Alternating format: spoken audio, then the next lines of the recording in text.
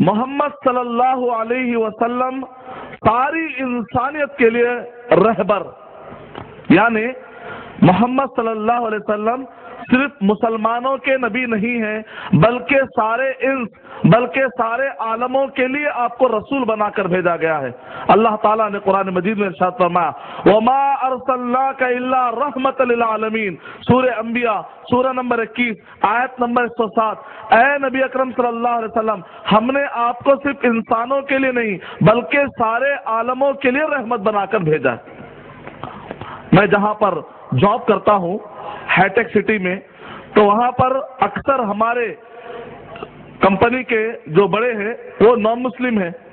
तो एक मर्तबा एक हिंदू जो डायरेक्टर है, उन्होंने हमसे पूछा कि आप मुसलमान, आप लोग दाढ़ी क्यों रखते हैं और आप लोग अपने औरतों को बुर्का क्यों पहनाते हैं, और इसी तरीके से आप मुसलमान टखने से ऊपर कपड़ा क्यों रखते हैं। तो ऐसे वक्त पर मैंने कहा, हम मुसलमान इस वजह से दाढ़ी रखते हैं, हम मुसलमान टखने से कपड़ा इसलिए ऊपर रखते हैं, और हम मुसलमान हमारे खवातीन को बुर्का इस वजह से पहनाते हैं क्योंकि आपके नबी ने कहा। उसने कहा, what, this is a strange voice for me, what are you saying, आप क्या कह रहे हैं, ये तो मेरे लिए अजनबी जुमला है जो आप कह रहे हैं, मेरे नबी ने आपको कहा। मैंने कहा, हाँ, आपके नबी ने हमसे कहा, सारे इंसानों से कहा, आपके नबी ने कहा कि हम सबको दाढ़ी रखना चाहिए, हम सबको टखने से ऊपर रखना चाहिए। कहा कि हमारे नबी कौन है, कहा कि मोहम्मद सल्लल्लाहु अलैहि वसल्लम पूरे इंसानों के लिए नबी है। आप नहीं मानते, ये आपका प्रॉब्लम है, वरना मोहम्मद सल्लल्लाहु अलैहि वसल्लम तो पूरे इंसानों के लिए नबी है। रब्बुल आलमीन, सारे जहानों का पैदा करने वाला, सारे जहानों को पालने वाला अल्लाह सुब्हानहु व तआला है, चाहे कोई माने या ना माने। रब्बुल आलमीन ने मोहम्मद सल्लल्लाहु अलैहि वसल्लम को रहमतुल लिल आलमीन बनाकर भेजा, सारे आलमों के लिए रहमत बनाकर भेजा, वो आपके भी नबी है। इस कुरान मजीद को पढ़ने का जितना हक मुसलमानों का है, इतना हक गैर मुस्लिम का भी है। मोहम्मद सल्लल्लाहु अलैहि वसल्लम की सीरत को पढ़ने का हक जितना मुसलमानों का है, उतना ही हक मोहम्मद सल्लल्लाहु अलैहि वसल्लम की सीरत को पढ़ने का गैर मुस्लिमों को भी है। ये हमारे नबी, ये कोई पार्शियलिटी वाली बात या कोई तासुब वाली बात नहीं है। मोहम्मद सल्लल्लाहु अलैहि वसल्लम का पैगाम सिर्फ मुसलमानों के लिए नहीं, बल्कि आपका पैगाम तो सारे इंसानों के लिए है। मोहम्मद सल्लल्लाहु अलैहि वसल्लम सारे इंसानों को जहन्नम से बचाने के लिए आए, सिर्फ मुसलमानों को जहन्नम से बचाने नहीं आए। और इसी तरीके से जब मैंने उनसे बात आगे बढ़ाई, कहा कि आपको ताज्जुब हो रहा है, ये आपके नबी है, ताज्जुब क्यों हो रहा है? अगर आप अपनी किताबें पढ़ते तो आपको हरगिज ताज्जुब नहीं होता। क्या आप पढ़ते नहीं है ऋग्वेद, उसका बुक नंबर 1, उसका हिम नंबर 13, उसकी 70 नंबर 3, ऋग्वेद उसका बुक नंबर 1, उसका हिम नंबर 18, उसकी 70 नंबर 9, ऋग्वेद उसका बुक नंबर 3, उसका हिम नंबर 2, उसकी 70 नंबर 2, ऋग्वेद उसका बुक नंबर 5, उसका हिम नंबर 2, उसकी 70 नंबर 2, ऋग्वेद बुक नंबर 7, उसका हिम नंबर 2, उसकी 70 number 2, Yajurveda chapter number 20 verse number 37, Yajurveda chapter number 20 verse number 57, Yajurveda chapter number 21 verse number 33, Yajurveda chapter number 21 verse number 55। अगर आप इन सारे किताबों के अंदर पढ़ेंगे तो इन किताबों के अंदर मोहम्मद सल्लल्लाहु अलैहि वसल्लम का जिक्र आया है। नरशंसा कहकर वर्ड आया है। नर कहते हैं मर्द को, शंसा कहते हैं प्रशंसा, यानी जिसकी तारीफ की जाए, जिसको खूब तारीफ करके पेश किया जाए। नरशंसा, एक ऐसा मर्द जिसकी खूब प्रशंसा की जाए। अगर अरबी जबान में इसका तर्जमा किया जाए, मोहम्मद सल्लल्लाहु अलैहि वसल्लम निकलता, यानी वो जिसकी तारीफ बार बार की जाए, वो जिसकी तारीफ खूब की जाए, बार बार जिसकी तारीफ की जाए, वो है मोहम्मद सल्लल्लाहु अलैहि वसल्लम। उसने कहा कि मुझे और बातें बताइए। हमारे बहुत सारे मुसलमान भाई गैर मुस्लिम भाई से मिलते हैं, ऐसे मिलते हैं जैसा कि सिर्फ कारोबार करना, उनको जहन्नम से बचाने की फिक्र ही नहीं होती हम।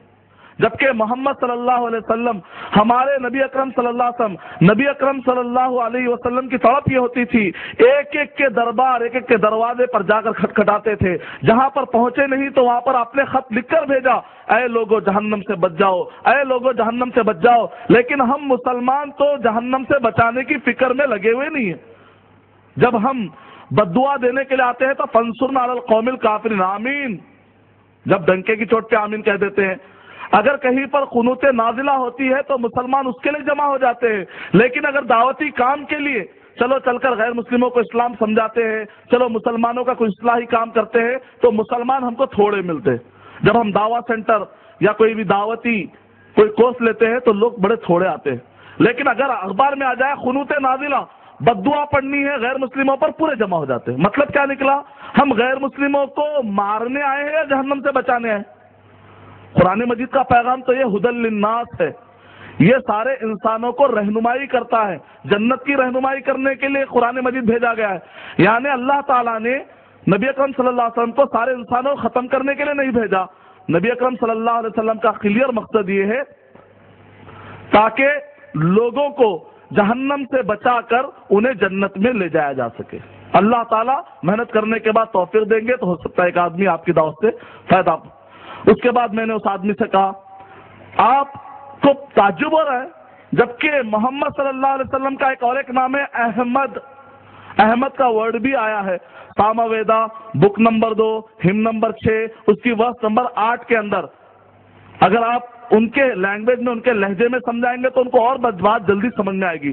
اگر آپ اس کو کہیں گے قرآن مجید میں ہے تو غیر مسلم ہو سکتا ہے سنے یا نہ سنے، سن لیتا ہے تو الحمدللہ اچھی بات ہے۔ اور ایک طریقہ بھی ہے کہ قرآن مجید کا انداز ہے، سورہ اعراف نمبر 7 کے آیت نمبر 157 کے اندر اللہ تعالیٰ کہہ رہے ہیں ان کے انجیل اور ان کی تورات یعنی بائبل جس کو لوگ انجیل اور تورات کہہ کر پڑھتے ہیں اس کے اندر بھی محمد صلی اللہ علیہ وسلم کا ذکر ہے۔ یعنی قرآن مجید نے بھی یہ طریقہ اپنایا ہے کہ سامنے والا جس چیز کو مانتا ہے اس کا نام لے کر سمجھایا جائے۔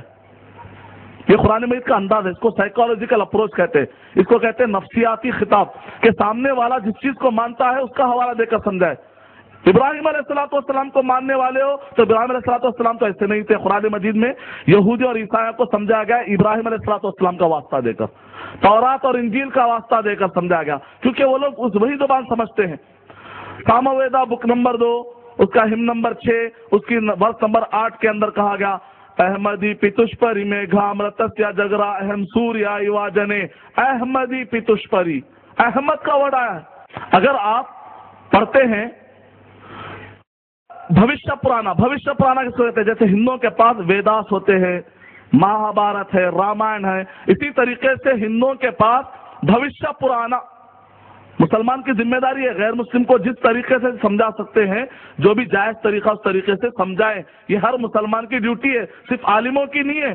ہم میں سے ہر ایک جو بھی غیر مسلم سے مل رہا ہے اس کو جہنم سے بچانے کی فکر سب کو کرنی ہے، اس وجہ سے معلومات ہونا ضروری۔ غیر مسلم کو آپ کہتے ہیں بھوشیہ پرانا، بھوش کہتے ہیں مستقبل کے بارے میں، پرانا یعنی ایک ایسی کتاب جس کے اندر بھوش کے بارے میں بتایا جاتا ہے، بھوش یعنی مستقبل کے بارے میں۔ ان کے پاس ایسی کچھ باتیں ہیں جس کو پروفیسی کہتے ہیں، وہ لوگ مستقبل کے بارے میں کچھ باتیں ان کے پاس پائی جاتی ہیں۔ آپ تعجب کریں گے جب یہ بھوشیہ پرانا پڑھتے ہیں جس کے اندر مستقبل کے بارے میں بتایا گیا ہے، اس بھوشیہ پرانا کی پرت 3 کھنڈ 3 ادھیائے 3 شلوکا نمبر 4 5 اور 6 کے اندر مہامدا اتھکیات محمد صلی اللہ علیہ وسلم، مہامدا اتھکیات محمد صلی اللہ علیہ وسلم ایک ٹیچر بن کر آئیں گے۔ Clear word. اب ہو سکتا ہے کوئی اگر یہاں پر ہمارے ہندو بھائی بیٹھے ہوئے ہوں یا کل کے دن ہماری سی ڈی کوئی اگر ہندو بھائی ہماری سن رہے ہوں، ان کے دماغ میں خیال آ سکتا ہے آپ عالم ہیں، آپ کو کیا معلوم پرانا کے بارے میں؟ آپ جو پڑھ رہے ہیں محمد کا ورڈ ہو سکتا کوئی اور ہوگا، احمد کا ورڈ جو سامہ ویدا کے اندر آیا کوئی اور ہوگا، نرشنسا کوئی اور ہوگا۔ لہذا آپ کوئی ہندو اسکالر کے ذریعے سے ہمیں سمجھائیں تو ہمیں بات سمجھ میں آئے گی، ٹھیک ہے؟ تمل ناڈو کے ایک اسکالر ہیں ہندو اسکالر جن کا نام ہے اڈیار ایک بہت بڑے اسکالر ہیں جن کا احترام تمل ناڈو کے اندر ہندو حضرات اتنا زیادہ کرتے کہ ان کو نارمل کرسی پہ نہیں بٹھاتے، بڑی سی مندر بناتے، جہاں کہ ان کا بیان ہوتا وہاں پر ایک لمبی مندر بناتے لکڑی کی، اس کے اوپر کرسی رکھتے اور وہاں پر مائک کا انتظام ہوتا، وہاں پر سے انتظام ہوتا اور وہاں سے وہ بیان کرتے۔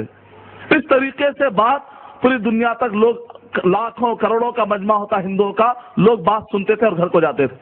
ایمرجنسی کے زمانے میں کسی وجہ سے ان کو جیل جانا پڑا، اب جب وہ جیل گئے تو ان کو کافی ٹائم ملا تو ایسے وقت پر انہوں نے دنیا کے جتنے بھی مذہبی کتابیں ہیں اس کو پڑھنا، ایک ایک کر کے پڑھنا شروع کیا۔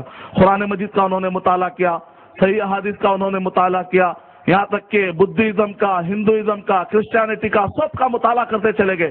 جب بھوشیہ پرانا پر پہنچے، پرب 3 کھنڈ 3 ادھیائے 3 شلوکا نمبر 4 5 اور 6 پر جب پہنچے، حیران رہ گئے کہ اس کے اندر محمد صلی اللہ علیہ وسلم کا ورڈ کلیئر طور پر آ رہا ہے، اور اطراف میں اگر آپ دیکھیں گے تو سارے کے سارے پیشن گویا کہ وہ جو آئیں گے وہ ہندوستان کے نہیں رہیں گے، بلکہ وہ ڈیزرٹ کے صحرا کے رہیں گے، ان کو مسلمان نام دیا جائے گا، ان کی جٹو نہیں رہے گی، اور وہ ہاتھی اور وہ سواری کریں گے اونٹنی پر۔ پورا پڑھنے کا ان کے دماغ میں آیا، محمد صلی اللہ علیہ وسلم کی سیرت تو اس پر فٹ آتی ہے، یعنی اس کتاب کے حساب سے بھی مجھے محمد صلی اللہ علیہ وسلم کو مان لینا چاہیے۔ جیسے ان کو یہ بات ملی تو فوراً انہوں نے کہا لا الہ الا اللہ محمد الرسول اللہ۔